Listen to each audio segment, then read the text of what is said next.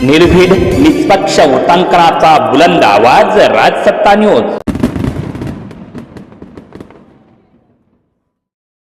साहेब आहेत, या लोकांनी खऱ्या अर्थाने हे सगळं उभं करण्याचं काम केलं होतं. आता त्याच्यानंतरच्याही सगळ्या प्रतिनिधींनी ते पुढं घेऊन जाण्याचं काम निश्चितपणाने केलेलं आहे.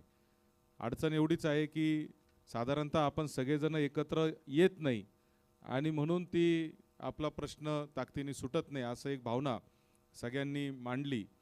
आणि म्हणून या आंदोलनाची पुढची रूपरेषा कशी असली पाहिजे, हे आंदोलन कसं उभं केलं पाहिजे, याच्यातले बारकावे काय आहेत, याच्यात काय अडचणी येतील, किंवा दिल्लीत काम करून घ्यायचं म्हणजे नेमकं कसं करून घ्यायचं, याचा जो अनुभव तुम्ही दोघं इथं खासदार मंडळी जे बसलेले तुमचे जवळजवळ इतके 10-10, 15-15 वर्ष तुम्ही तिथं काम केलेलं आहे, दादांनी तर त्याच्यापेक्षा जास्त काम शिवाजीराव दादांचं झालेलं आहे. आणि म्हणून त्यांचं मार्गदर्शन हे आपल्यासाठी सगळ्यात महत्त्वाचं आहे. खरं तर माझं एक असं म्हणणं आहे की या रेल्वेचं आपल्याला जितका फायदा दादा होणार आहे, याच्यापेक्षा सगळ्यात जास्त फायदा नाशिक शहराला होणार आहे. आणि दुर्दैवाने नाशिक शहरामध्येच जे वातावरण पेटायला पाहिजे ते अद्यापर्यंत त्याच्यात पेटत नाही आहे. कारण आपण पाहतो की आपण पुण्याला जाण्यापुरतं किंवा आपलं व्यावसायिक वाढ किंवा शेतीमालाची किंवा दळणवळणाची इथपर्यंत आपण त्याला बघतोय, परंतु आज नाशिकवरून पुण्याला जाणाऱ्यांची जी संख्या आहे ती प्रचंड आहे. म्हणजे इथे दिवसाला कितीतरी हजार वाहनं हे जात आहेत. 6-6, 7-7 तासाचे ट्रॅफिक जाम आपले होत आहेत. नॅशनल हायवे आपण पाहिलं की चौपदरी झाला तुमच्या काळामध्ये, तो परत आता कॉन्क्रिटीकरणही त्याचं चालू झालेलं आहे. म्हणजे इतकं तो NHAIने सुद्धा या प्रोजेक्टला प्रायोरिटी दिलेली दिसतीये. आणि मग असे जर एवढं मोठं जर त्याचं हे असेल तर मला असं वाटतं की हा प्रकल्प अजून गतिमान करणं, या सत्यशील पुढे, तर हा प्रकल्प अजून ताकदीने पुढं आपण 1-2 खुर्च्या थोडंसं तिकडं जर सरकलं ना तर काही प्रमुख लोक आमदार आले तर मग बसायला सोपं होईल, बाकी काही नाही. तर सत्यशील शेरकर पण आलेले आहेत, जुन्नर तालुक्याचे आपले युवा नेते. म्हणून आपल्याला हे थोडंसं आंदोलन उभं करणं हे थोडं स्ट्रॅटेजिकली करावं लागतं. नुसतंच आपण म्हणलो म्हणून आंदोलन आणि नुसतंच आपण उभं केलं म्हणून आंदोलन असं होत नाही. आंदोलन हे हळूहळू आपल्याला उभं करावं लागेल. त्यातले जे निर्णय घेणारे जे लोक आहेत त्यांच्यावर नेमका कोणाचा प्रभाव पडू शकणार आहे तिथपर्यंत आपल्याला जावं लागणार आहे. आणि हा निर्णय आपल्याला भाग पाडायचा आहे. आजची ही जी बैठक आहे या बैठकीची इतिहासामध्ये नोंद होणार आहे. आता कोण आलं नाही, आपण सगळ्यांना निमंत्रण दिलेलं आहे. 100% आमदार, 100% खासदार आणि 100% लोकप्रतिनिधींना निरोप आपण स्वतःही फोन केलेले आहेत, मी स्वतःही केलेला आहे. काही लोकांच्या वैयक्तिक अडचणीमुळे त्यांनी सांगितलं आम्ही ऑनलाईन येऊ. डॉक्टर अमोल कोल्हे ऑनलाईन येणार आहेत, किंवा संगमनेरचे आमदार अमोल खताळ त्यांनाही मी स्वतः वैयक्तिकशः फोन केलेला आहे. आता ते पालकमंत्री अकोल्याच्या दौऱ्यावर आहेत, त्याच्यामुळे ते म्हणले मला तिकडं जायचं आहे. त्यांनाही मी सांगितलं ते ऑनलाईन इथं जॉईन करणार आहेत. थोरात साहेब पण येणार आहेत. तर हे सगळं जे आहे ते आपण का करतोय तर ह्याची इतिहासामध्ये नोंद होणार आहे आजच्या ह्या बैठकीची. जेव्हा या रेल्वेच्या बाबतीमध्ये रेल्वे होईल आणि आपण ती करणारच आहे, शेवटपर्यंत आपण याचा लढा देणार आहे.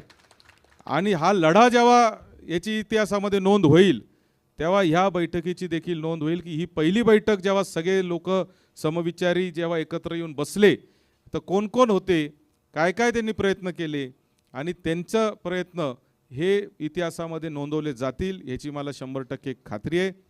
त्यामुळं आता वरिष्ठ आपले ज्येष्ठ मंडळी जे आहेत ते आपल्याला जशा पद्धतीने मार्गदर्शन करतील. आमचं काम दादा आणि लोखंडे साहेब, कॉम्रेड कारभारी पाटील उगले आहेत, आमचं काम तुम्ही सांगणे ना आम्ही पळणे एवढं आमचं काम आहे.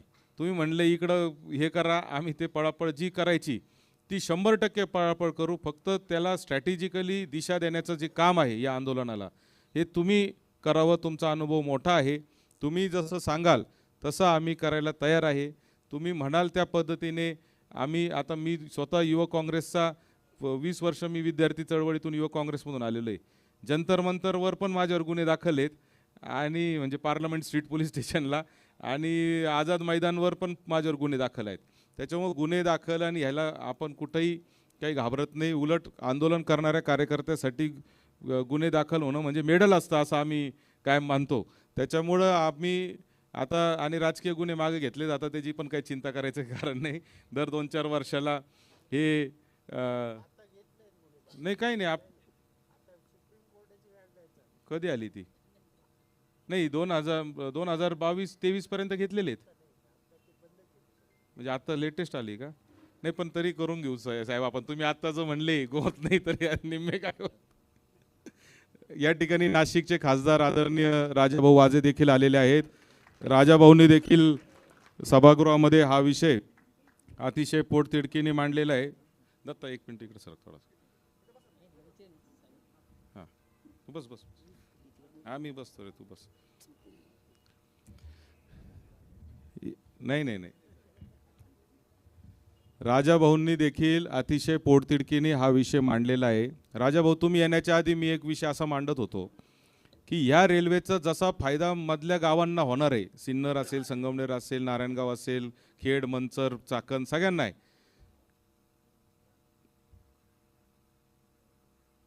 पण याचा सगळ्यात जास्त फायदा नाशिक शहराला पण होणार आहे राजाभाऊ.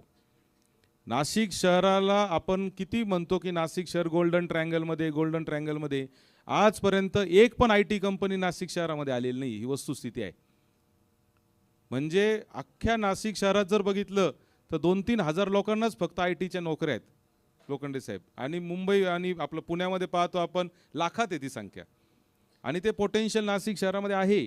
ही जर हायस्पीड रेल्वे झाली तर नक्कीच मला असं वाटतं की जे ओव्हरफ्लो होणारं जे पुण्याचं जे क्राऊड आहे ते नाशिकमध्ये जाऊ शकतं आणि तिथं ते इंडस्ट्री जाऊ शकते, IT जाऊ शकतं, BPO जाऊ शकतं. नाशिक हा सॅटेलाईट सिटी म्हणून मुंबई आणि पुण्याची ही डेव्हलप होऊ शकते.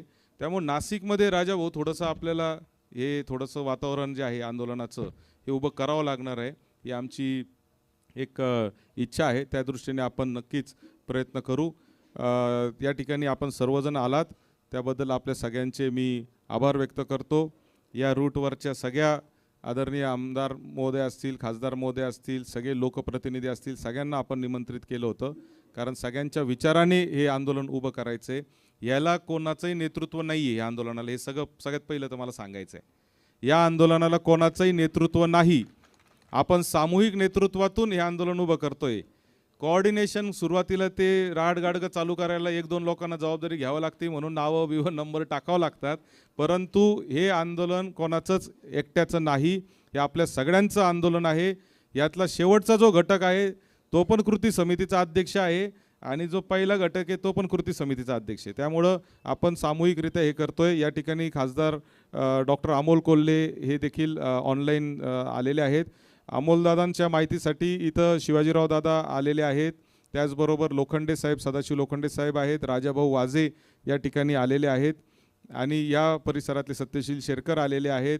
या सगळ्या रूटवरचे प्रमुख जे कृती समित्या, कारण प्रत्येक तालुक्यात आता कृती समित्या तयार व्हायला लागल्या त्याच्या, तर त्याचे पण प्रतिनिधी या ठिकाणी आलेले आहेत. सिन्नर असेल, अकोले असेल, संगमनेर असेल, जुन्नर असेल, खेड असेल, सगळीकडचे लोक आलेले आहेत. तर मी आपल्याला विनंती करतो, आपल्याला बैठकीला जायचं आहे असं आपण सांगितलं होतं म्हणून आपल्याला ऑनलाईन आपण आलेले आहात. तर आपण 2 मिनटं आपलं थोडासा अनुभव याच्यात सांगावा की आणि कसं पद्धतीने करावं असं आपण सांगावं, म्हणजे आम्हाला पुढं बैठक चालू करता येईल. जय शिवराय. खरं तर सर्वांची दिलगिरी व्यक्त करतो, कारण आता आदरणीय पवार साहेबांनी एक अत्यंत महत्वाची पक्षाची बैठक लावली, त्यामुळे आजच्या बैठकीला उपस्थित राहू शकलो नाही. त्याबद्दल दिलगिरी व्यक्त करतो. डॉक्टर अजित नवले असतील, सत्यजित दादा असतील, यांनी सातत्याने याचा पाठपुरावा केला. आणि Pune Nashik semi high speed railway हे खरं तर आपल्या भागाचं फार मोठं स्वप्न आहे. अनेक वर्ष ही गोष्ट सुरू आहे आणि हे असं असताना अचानक आपण संसदेतलं उत्तर ऐकलं असेल माननीय रेल्वे मंत्र्यांचं. यामध्ये GMRTचं कारण देत या गोष्टी अचानक या बाजूला म्हणजे रद्द करायचा किंवा त्याचा अलाइनमेंट बदलायची ही गोष्ट सातत्यानं पुढे येते. तर याला एक रेटा हा आपल्याला, माझं प्रामाणिक मत आहे, यामध्ये खरं तर राजकारण आणणं आवश्यक नाही. परंतु जेव्हा GMRT कडून सुद्धा काही इन्फॉर्मेशन आली, यामध्ये above ground wire mesh tunnel, म्हणजे मी माननीय रेल्वे मंत्र्यांना जगातल्या 15 ठिकाणचा जो स्टडी आहे जिथे दुर्बीण आणि म्हणजे टेलिस्कोप आणि रेल्वे हे एकत्र आहेत असा 15 ठिकाणचा स्टडी हा माननीय रेल्वे मंत्र्यांना सुद्धा सादर केला. यामध्ये अनेक ठिकाणी वायर मेशिंग किंवा कंट्रोल टनेल अशी गोष्ट दिली गेली. यामध्ये जीएमआरटी कडूनही या गोष्टी शक्य आहेत का? तर होय, या गोष्टी शक्य आहेत. यातल्या 2 महत्त्वाच्या गोष्टी आहेत. यामध्ये पेंटोग्राफच्या फ्रिक्शनमुळे ज्या रेडिओ वेव्हज तयार होतात, या पेंटोग्राफच्या फ्रिक्शनमुळे होणाऱ्या इलेक्ट्रोमॅग्नेटिक फील्डमुळे हा जीएमआरटीला त्रास होईल, असं जीएमआरटीचं म्हणणं आहे. आणि यामध्ये व्हाईट स्पॉटमध्ये ऑपरेट करायला सुद्धा शक्यता आहे. परंतु जी आपण एक ट्रायपार्टिएट कमिटी म्हणतो आहोत, यामध्ये ॲटॉमिक एनर्जी असेल, यामध्ये रेल्वे असेल, यामध्ये जीएमआरटीचे अधिकारी असतील, याची ट्रायपार्टिएट कमिटी यांनी याचं इव्हॅल्युएशन होणं गरजेचं आहे. परंतु ही मागणी जर नाकारली जात असेल, तर मग सत्ताधाऱ्यांना धडा शिकवण्याच्या दृष्टीनं आपल्याला यापुढे पावलं टाकावी लागतील का? मग आता मला माहित नाही कोणाला पटेल न पटेल, पण जेव्हा कॉस्ट जास्त सांगितली जाते, की एवढी कॉस्ट टनेलची कॉस्ट असेल, अबाव ग्राउंड वायर मेशची कॉस्ट असेल किंवा अंडरग्राउंड टनेलची कॉस्ट असेल, ही मान्य नाही. तर मी त्याही दिवशी संसदेत जे म्हणालो होतो, सिन्नर आणि चाकण एमआयडीसीचा रेव्हेन्यू बघितला. संगमनेर असेल, अकोले असेल, जुन्नर असेल, आंबेगाव असेल, या संपूर्ण भागातला ऍग्रिकल्चर रिच एक्सपोर्ट जर आपण प्रोड्यूस बघितला, तर जो भाग सरकारला काही लाख कोटींचा रेव्हेन्यू हा दरवर्षी देतो, त्यासाठी काही हजार कोटींची तरतूद करायला जर सरकार मागे पुढे पाहत असेल, तर मग हा राजकीय दबाव सुद्धा तयार करावा लागेल. पुणे नाशिक रेल्वे व्हावी यासाठी माझं स्पष्ट मत आहे. We should not leave any stone unturned. आणि त्यामुळे सत्ताधारी पक्षातल्या एकाही महायुतीतल्या पक्षाला जर जिल्हा परिषद पंचायत समित्यांमध्ये हा बहिष्कार जर आपण टाकला, तर कुठेतरी सत्ताधारी पक्ष गुढीगार येईल. म्हणजे सत्तेत बसणाऱ्यांनी ही मागणी करणं मी त्याचं स्वागत करतो. पण त्याचबरोबर सत्तेत असताना हा दबाव सुद्धा टाकणं तितकंच गरजेचं आहे. कारण MRIDCच्या माध्यमातून जेव्हा हा प्रोजेक्ट होत होता, तेव्हा माननीय मुख्यमंत्री देवेंद्र फडणवीस यांनी याचा सातत्यानं पाठपुरावा केला होता. परंतु आता हा राजनैतिक दबाव सुद्धा केवळ आंदोलन करून भागणार नाही, हा राजनीतिक दबाव सुद्धा सत्ताधाऱ्यांवर टाकावा लागेल. तर पुणे नाशिक सेमी हायस्पीड रेल्वेचं स्वप्न हे अस्तित्वात येईल. आणि माझी सगळ्या राजकीय पक्षांना खरं तर ही विनंती आहे, की हा कोणत्याही प्रकारे हा दबाव होऊन ही रेल्वे व्हावी यासाठी आपल्याला पुढे यावं लागेल. अन्यथा यामध्ये एकीकडे सत्तेच्या डोहात पाय बुडवायचे आणि दुसरीकडे रेल्वे होऊ द्या असं म्हणायचं, ही दुटप्पी भूमिका चालणार नाही. जर रेल्वे करायची असेल तर ठामपणे आपल्याला उतरावं लागेल. कारण आपण सातत्यानं पाहतो की या सगळ्या पाठपुराव्यामध्ये भारतीय जनता पक्षाची किंवा केंद्र सरकारची जी भूमिका आहे, ही केंद्र सरकारची भूमिका जर संशयास्पद असेल, तर केंद्र सरकारच्या भूमिकेमध्ये, त्या सत्तेमध्ये सहभागी असलेल्या प्रत्येक राजकीय पक्षाची ही नैतिक जबाबदारी आहे. आणि या नैतिक जबाबदारीला पुढे घेऊन आपल्याला ती टाळता येणार नाही. आणि हे आंदोलन उभं राहत असताना आगामी जिल्हा परिषद पंचायत समिती निवडणुकांमध्ये एनडीएच्या घटक पक्षांवर बहिष्कार टाकण्याची भूमिका, मी अत्यंत बोल्ड भूमिका घेतोय, पण एनडीएच्या घटक पक्षांवर आगामी पंचायत समिती जिल्हा परिषदांमध्ये बहिष्कार टाकण्याची भूमिका आपल्याला घ्यावी लागेल. तर आणि तरच या विषयीचं एक राजकीय जो दबाव आहे हा केंद्र सरकारवर तयार होऊ शकतो. त्या माध्यमातून माननीय मुख्यमंत्री हे या संदर्भात पाठपुरावा करू शकतात. ही माझी ठाम आणि स्पष्ट भूमिका, यामध्ये कुठलाही आडपडता नाही. पण आपण सर्वजणाला त्याबद्दल मी आपल्या सर्वांचं पुन्हा एकदा मनापासून आभार मानतो. आणि हा लढा असाच सुरू राहील. जी अलाइनमेंट बदलली म्हणून जी गोष्ट हे होते असं वाटतंय, ही तितकीही सोपी केंद्र सरकारला करता येणार नाही. आपण सर्वांनी एकजुटीने जर हा दबाव निर्माण केला तर केंद्र सरकारला ही गोष्ट करावी लागेल. कारण शेवटी आज जरी अलाइनमेंट ही गोष्ट असली तरी सुद्धा एखाद्या प्रोजेक्टची viability, Pune Nashik semi high speed रेल्वेच्या विषयी अनेक गैरसमज होते. काही दिग्गज नेत्यांनी सुद्धा मला हा प्रश्न विचारला होता की या रेल्वेसाठी आग्रही असण्याचं कारण काय. आणि ही संपूर्णपणे जेव्हा ब्रॉडगेजवर आपण ही रेल्वे करतो, तेव्हा या भागातला शेतकरी असेल, या भागातला जो संपूर्ण फ्रेट ट्रॅफिक असेल, या सगळ्याला याचा एक फार मोठा फायदा होणार आहे. माननीय रेल्वे मंत्र्यांशी अजूनही आपण पाठपुरावा करतो, पण याला महाराष्ट्र सरकारचं तितक्याच तोलामोलाचं समर्थन हे लागणार आहे. आणि ही नैतिक जबाबदारी महाराष्ट्राचे माननीय मुख्यमंत्री देवेंद्रजी फडणवीस जर स्वतःला इन्फ्रा मॅन म्हणवत असतील, तर इन्फ्रा मॅन म्हणणाऱ्या माननीय देवेंद्रजी फडणवीस यांना गोल्डन ट्रायंगल जोडण्यासाठी त्यांच्याकडून आग्रही भूमिका ही अपेक्षित आहे. माननीय एकनाथजी शिंदे साहेब असतील किंवा माननीय अजितदादा असतील, 2 उपमुख्यमंत्री आणि 1 मुख्यमंत्री असताना जर Pune Nashik semi high speed रेल्वेच्या संदर्भामध्ये या तिघांची भूमिका काय आहे, या तिघांचा पाठपुरावा काय आहे, हे स्पष्ट झाल्याशिवाय या तीनही पक्षांवर येणाऱ्या जिल्हा परिषद पंचायत समिती निवडणुकांमध्ये बहिष्कार घालावा, अन्यथा या तिघांनी पाठिंबा द्यावा आणि लेव्हल फील्डवर आपण यावं. त्यामुळे माझी विनंती आहे माननीय मुख्यमंत्री आणि दोन्ही उपमुख्यमंत्र्यांना की Pune Nashik semi high speed railway ही ओरिजिनल अलाइनमेंट नुसारच म्हणजे संगमनेर, अकोले, जुन्नर, आंबेगाव या मार्गेच गेली पाहिजे.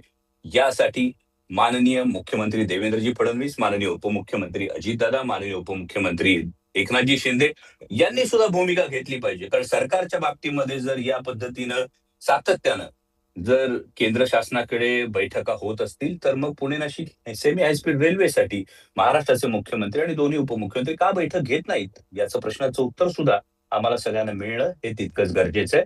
पुन्हा एकदा धन्यवाद. मी बैठकीला चाललोय, पण या लढ्यात तुमच्या सगळ्यांच्या बरोबर मी आहे आणि राजकीय प्रेशर असेल, जन आंदोलन असेल, या सगळ्याच्या माध्यमातून Pune Nashik semi high speed railway आपल्याला हक्कानं मागून घ्यावी लागेल. त्यासाठी लढा उभा करावा लागेल. एवढीच माझी कळकळीची विनंती आहे. धन्यवाद. जय शिवराय. डॉक्टर अमोल कोल्हे साहेबांनी आपल्या भावना इथं व्यक्त केलेल्या आहेत. मला अत्यंत विनम्रपणे हे सांगायचं आहे की शेवटी सगळ्या राजकीय पक्षाचे लोक आता आपण एका व्यासपीठावर येण्याचं मान्य केलेलं आहे आणि आपण आलेलो आहे. त्यामुळे आमचा प्रयत्न आणि आपला सगळ्यांचा प्रयत्न हा असला पाहिजे की ही रेल्वे होण्याच्या दृष्टीने आपापल्या पक्षातल्या पदाधिकाऱ्यांवर आणि नेते मंडळींवर दबाव टाकणं हे आपापल्या पक्षातल्या सगळ्या कार्यकर्त्यांनी